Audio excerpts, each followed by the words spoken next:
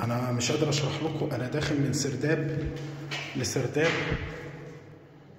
انا بحاول بقدر الامكان اصور لكم العظمه اللي هنا، بتمنى انها تكون جايه.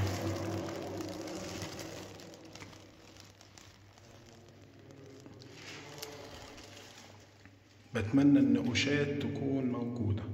طبعا دي النقوشات الملونه، حطب،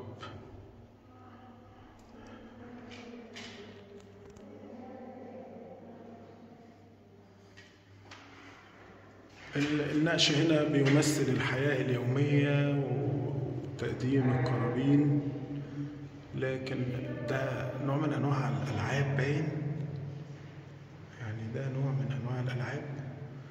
فوق لوحة لسه ما اتزعلتش خالص من الزمن، فيها بقى إيه شغل يومي، ناس معديين رحلة أو بيساعدوا بعض عشان ينقلوا من مكان لمكان، ومقدمين القرابين بتاعتهم. وهنا ده الملك، يعني تقريبا دي رحلة وصول ناس للملك تقريبا برضه، بس ايه هي الناس دي الله اعلم،